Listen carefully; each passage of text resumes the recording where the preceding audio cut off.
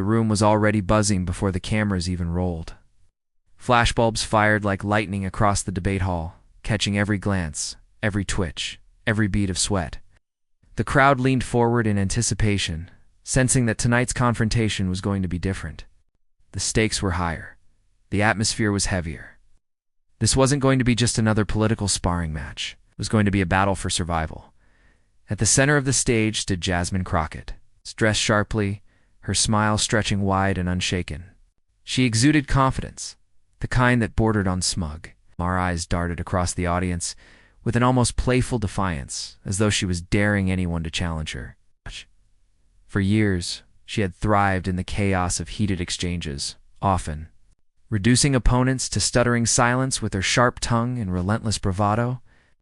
Tonight, she looked ready to do it again, but across from her stood a different presence entirely. Pam Bondi didn't smile. She didn't fidget. She didn't need to. Her posture was straight, her eyes steady, her expression carved in stone. Bondi radiated composure, the kind that comes not from arrogance, but from certainty. She wasn't here to trade barbs. She was here to dismantle.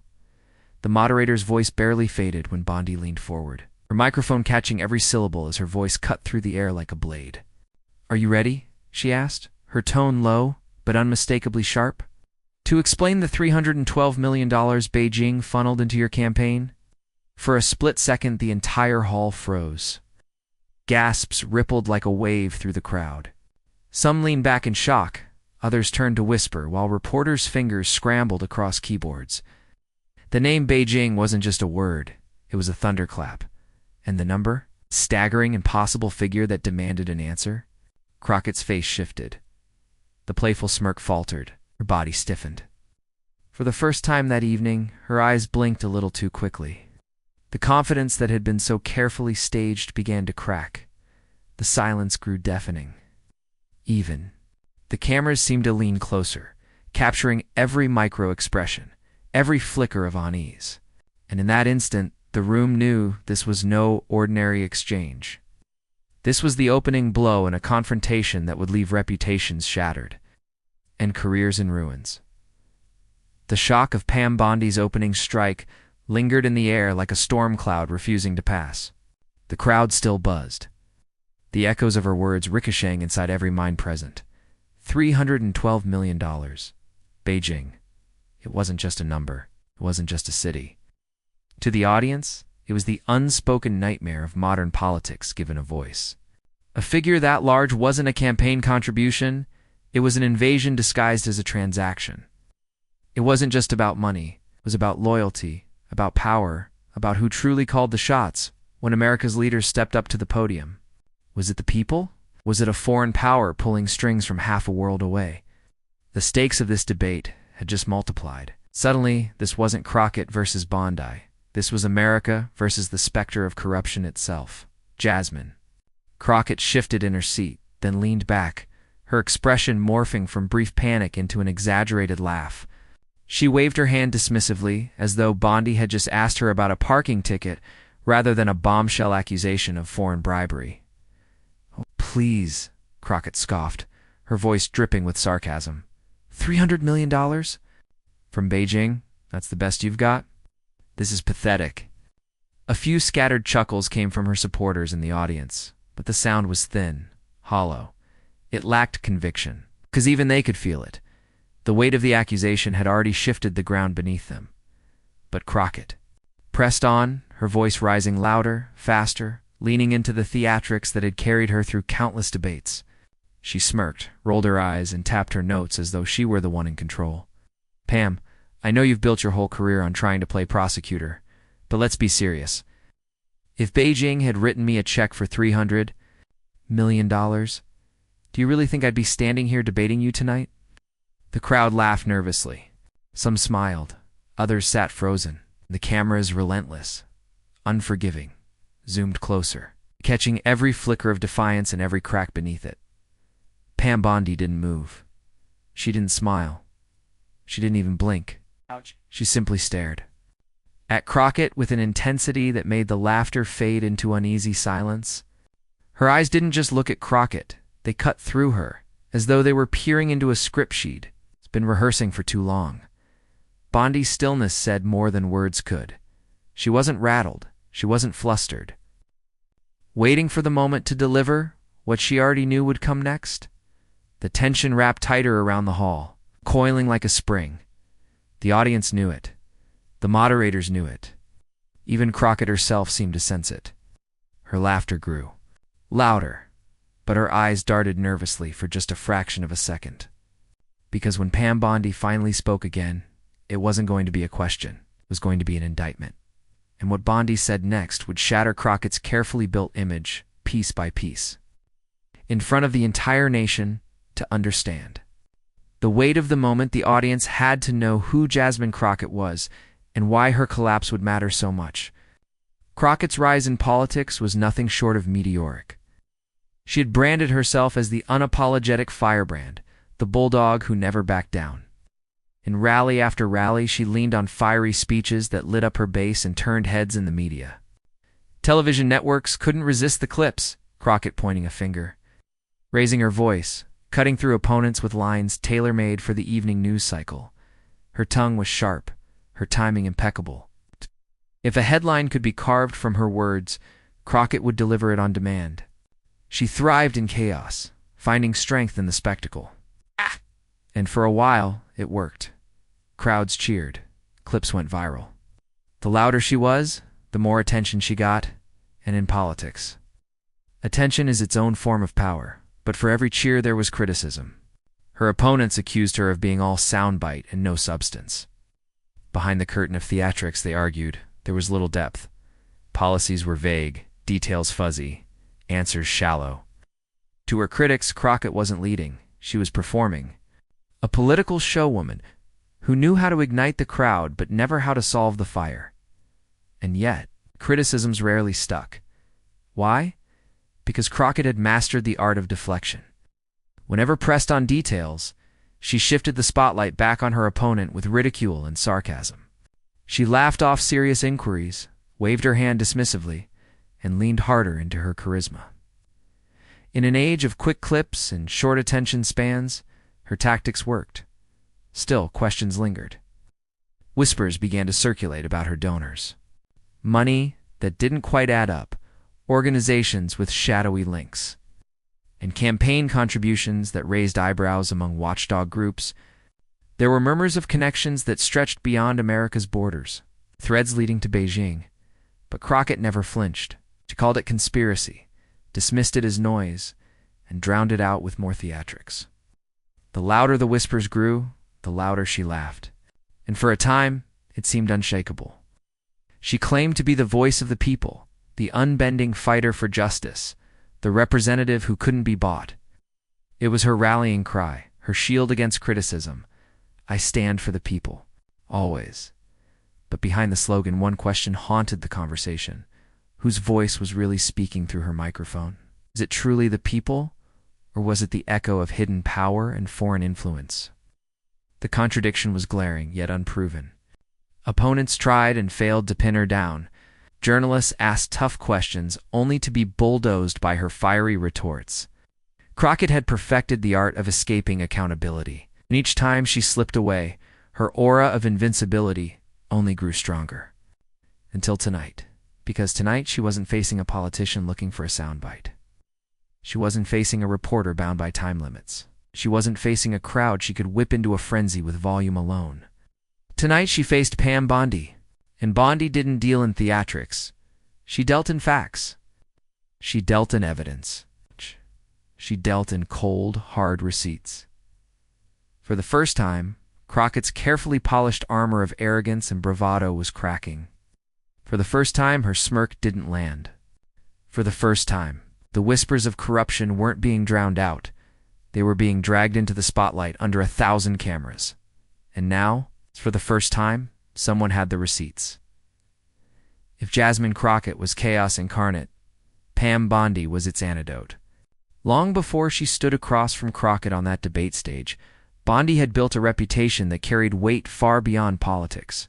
To some, she was known as a relentless prosecutor, the kind who could dismantle even the most carefully constructed defense with surgical precision. To others, she was a steady presence in moments of National turbulence, a figure who didn't flinch when the cameras were brightest or the pressure highest. Bondi's career was carved not in fiery speeches but in cold, methodical dismantlings. She wasn't the loudest voice in the room. She didn't need to be. Her strength lay in her composure. Where others flailed, she remained steady. Where opponents grew louder, she grew calmer. And where arrogance thought it could overwhelm, Bondi quietly exposed the cracks until the entire facade crumbled. Her past was filled with battles against powerful figures who believed themselves untouchable. CEOs, politicians, corporate giants, Bondi faced them all. She had a knack for finding the weak spot, the overlooked detail, the contradiction buried in a mountain of bluster. Once she found it, she pulled, and no matter how powerful the opponent, the entire structure came tumbling down. This reputation wasn't built overnight.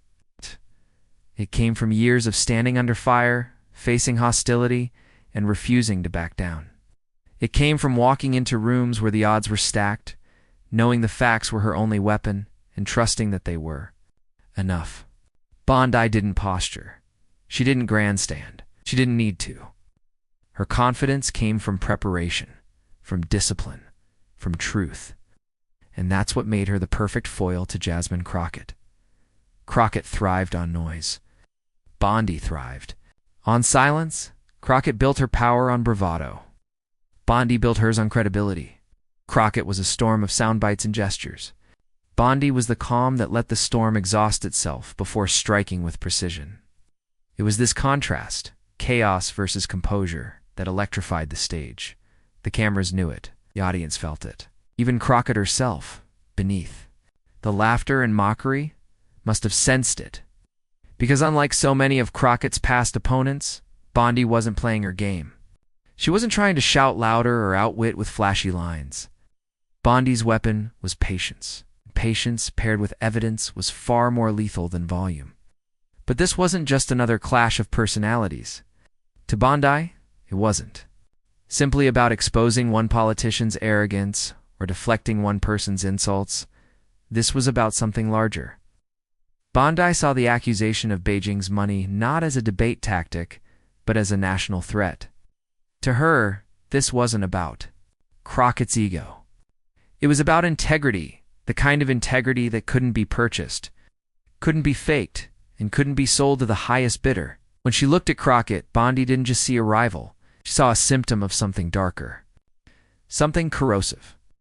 The idea that American democracy, built on sacrifice, on blood, on the will of its people, could be bought off like a cheap commodity. To Bondi, that was unforgivable. And that's why she wasn't rattled. That's why she wasn't blinking, even as Crockett laughed and mocked and dismissed.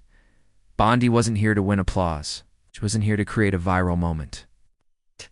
Was here to draw a line in the sand, to make clear that some truths are too important to ignore, and some lies too dangerous to let slide. Everything about her demeanor reflected that mission. Her stillness wasn't weakness, it was resolve.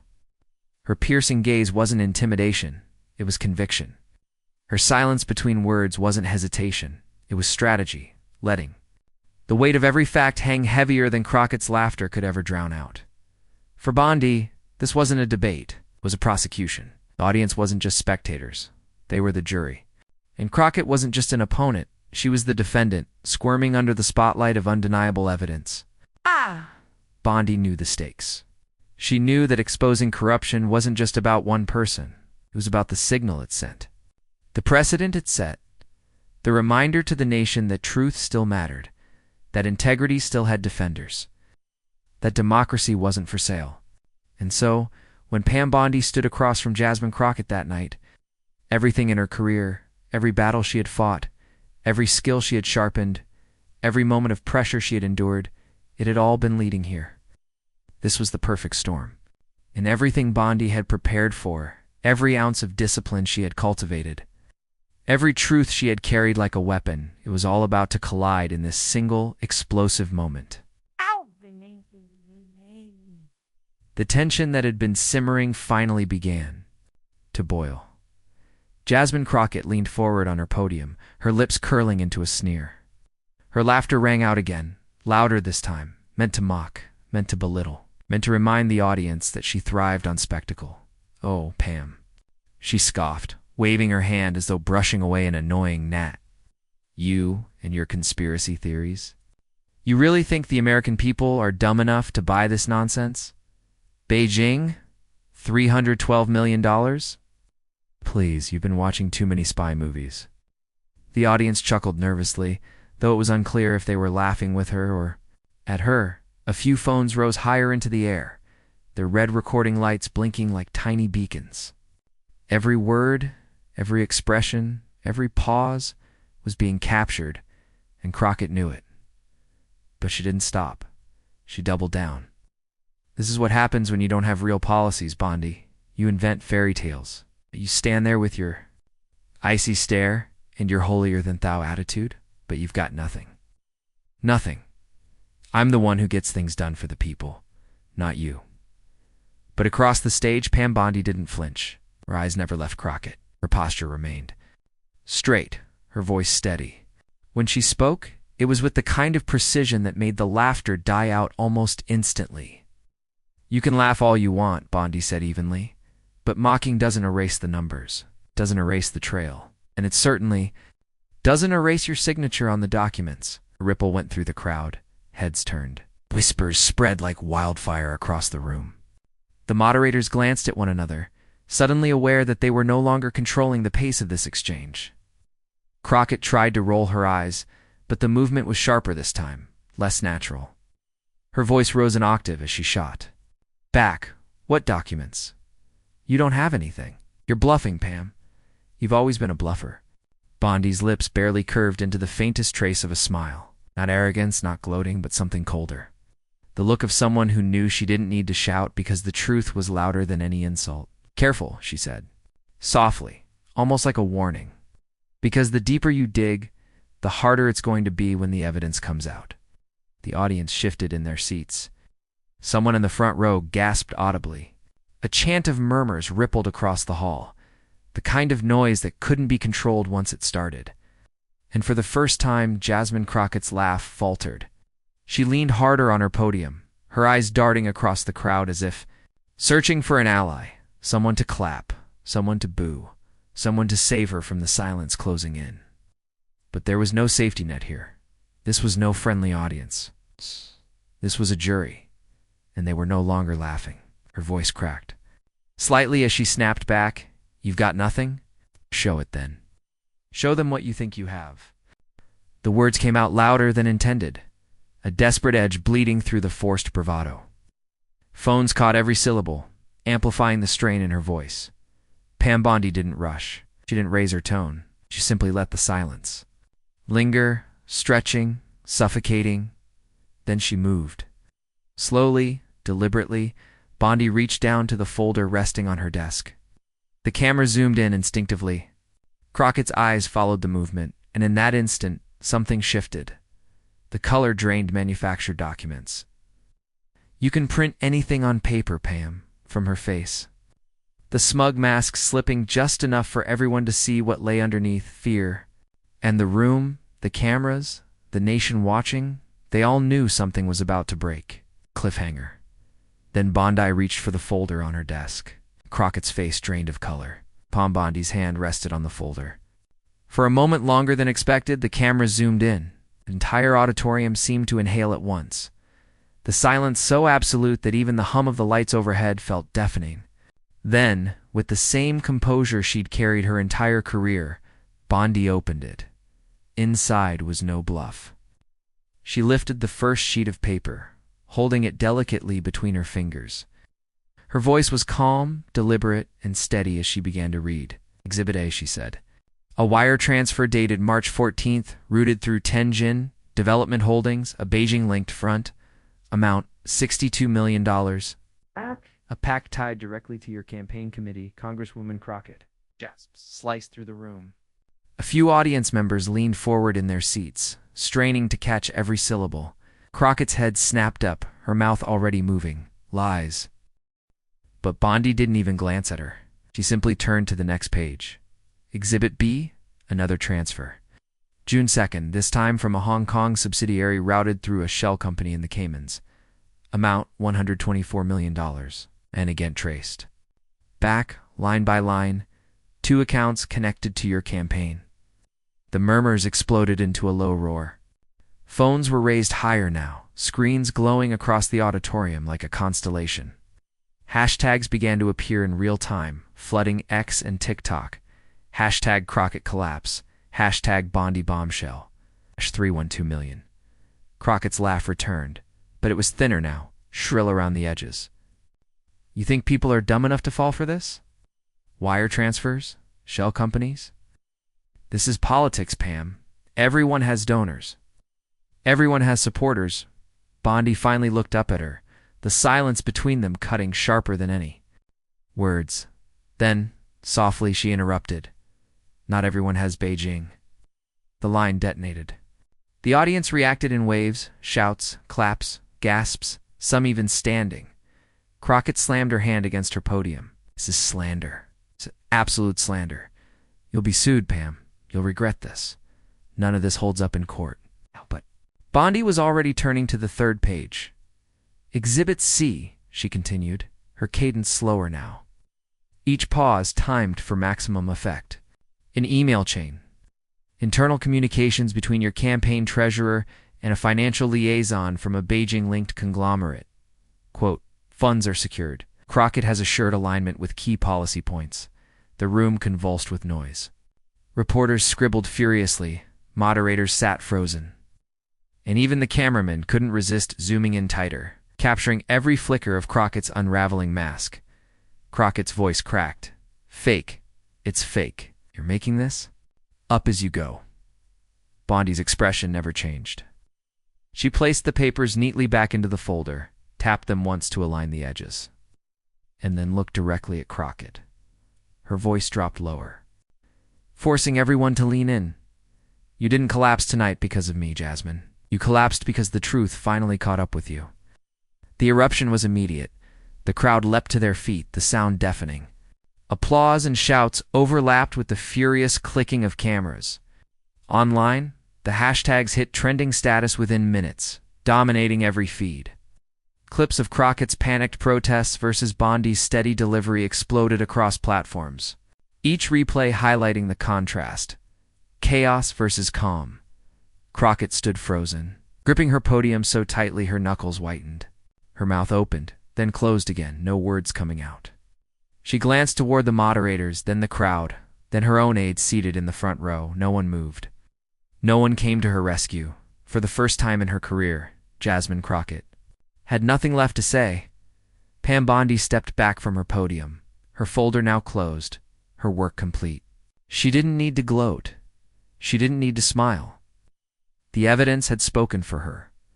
Crockett tried one last gasp, her voice breaking as she muttered into the microphone. This isn't over. But the audience had already decided. Reporters surged forward as the debate broke down entirely, the moderators unable to restore order.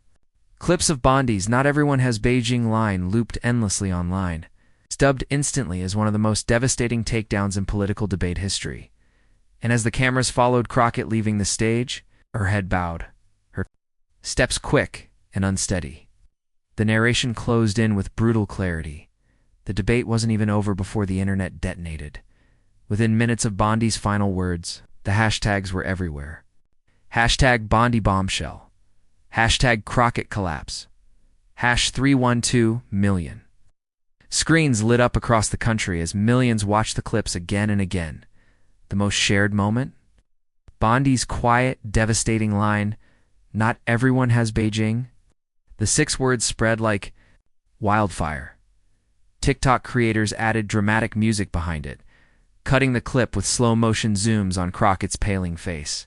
Memes hit Twitter within seconds, side-by-side shots of Crockett, laughing one minute and staring blankly the next. You can literally see the moment she realizes it's over. One post read, garnering over 250,000 likes. YouTube was flooded with reaction videos before the debate had even wrapped. Commentators titled their uploads, "Pam Bondi ends Jasmine Crockett's career in 30 seconds. This might be the wildest debate moment ever, and how to dismantle a politician live. Each pulled millions of views overnight. On TikTok, The hashtag Crockett collapse surged past 50 million views within 12 hours. Ow. Clips of Crockett's frantic protests, her cracked voice insisting fake, it's fake, were looped endlessly, often layered with captions like when. The teacher catches you cheating, and you deny everything. Bondi, meanwhile, was immortalized as a cultural hero. Twitter threads dubbed her the slayer of corruption, the calm assassin, and America's debate sniper. Her composed delivery and the clinical precision with which she revealed the evidence made her a symbol of integrity, at least in the court of public opinion. Even mainstream outlets couldn't look away. CNN called it one of the most brutal takedowns in debate history. Fox News labeled it the moment that defined the election cycle. The New York Times described Bondi's performance as surgical, unflinching, and devastating. Even commentators usually hostile to Bondi admitted that Crockett had been completely unprepared for the onslaught. Crockett's defenders tried to spin. Her campaign issued a late-night statement calling the documents doctored fabrications, accusing Bondi of grandstanding theatrics. But it landed with a thud. Screenshots of the transfers and email excerpts were already circulating online, dissected by armchair experts and amateur sleuths alike. To the public, the evidence looked damning, and then came the memes. One viral video compared Crockett's collapse to a video game health bar draining to zero. Another spliced her laughter with the iconic Curb Your Enthusiasm theme, freezing on her shocked expression as Bondi read the evidence. Meanwhile, Bondi's calm, piercing gaze was turned into reaction GIFs. Captions like when you've got the receipts spreading across group chats nationwide. By sunrise, Bondi had gone from political figure to internet legend. The speed was dizzying. What had started as a tense political debate became the cultural moment of the week, maybe the year, but beneath the viral chaos, Washington was buzzing. For an entirely different reason, political insiders immediately understood the stakes. A $312 million bribe from Beijing wasn't just a scandal for Jasmine Crockett, it was a national security earthquake. If the accusations held true, this wasn't merely a question of one politician's corruption. It was about foreign influence at the very heart of American democracy. Whispers spread through the Capitol. Before the next morning's headlines even hit, who else might be implicated? How deep did the money trail go? Crockett wasn't just facing ridicule anymore, she was facing potential investigations, maybe even criminal charges. Pam Bondi had thrown the first stone, but the ripples were now racing outward. Allies of Crockett scrambled to distance themselves. Lobbyists, donors, and committee chairs held frantic late-night calls, deciding whether to cut ties or brace for impact. By the time Crockett woke to face the fallout, the narrative had already calcified. She was the politician who laughed at corruption charges and then crumbled when the evidence came crashing down. And as pundits kept replaying the moment on loop, a single thought began to take hold in Washington. If Beijing had a foothold through Jasmine Crockett, who else were they holding on to? The scandal was no longer about just one woman. It was about an entire system under threat. As the dust of the debate settled, Bondi leaned into her microphone for one final remark. She didn't raise her voice. She didn't gloat. Instead, her words carried a quiet gravity that silenced even the most restless corners of the audience. This isn't about politics. It's about loyalty to America. The statement landed with a force no insult or shouting match ever could. For weeks, the public had been conditioned to view the confrontation between Jasmine Crockett and Pam Bondi as a clash of personalities, a fiery newcomer versus a seasoned prosecutor. But in that moment, the entire room understood. The battle wasn't about personal victory. It was about principle. Bondi spoke of something larger than party lines or political ambition. Ow.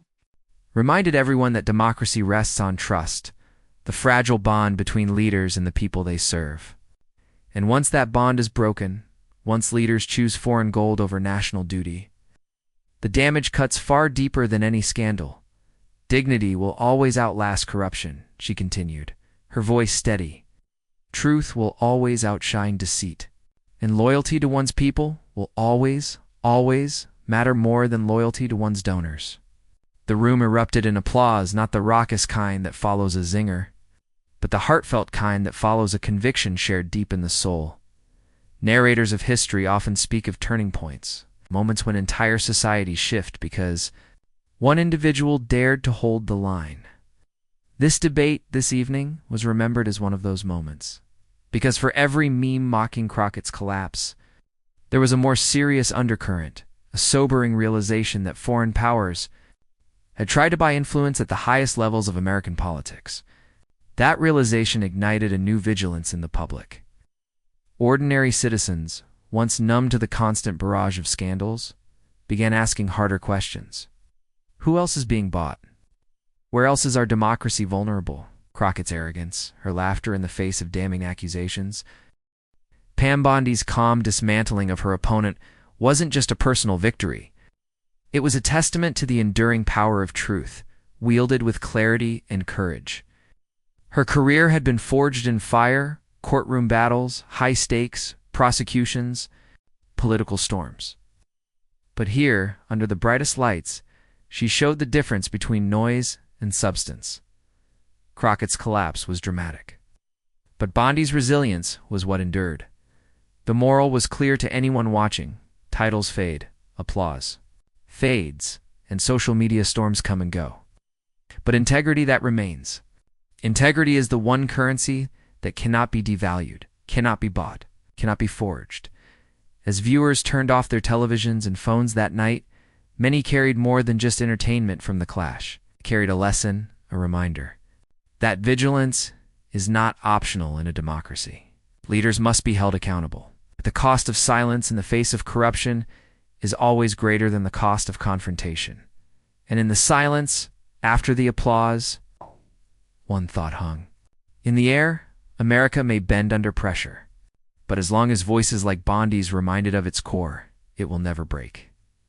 The audience left not just entertained, but awakened, their hearts stirred by something deeper than politics. A shared conviction, whispered across living rooms, classrooms, and workplaces. And so, the title of this story became reality. Jasmine Crockett collapsed under pressure, because no lie can withstand the truth. The debate stage was more than a battleground of words. It was a mirror held up to power, exposing what happens when arrogance meets accountability, when corruption collides with conviction.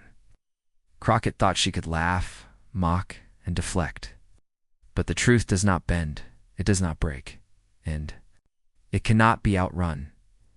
Pam Bondi proved that night that dignity outlasts deception, and in doing so, she reminded us all that the fight for integrity isn't won on stages or in headlines alone.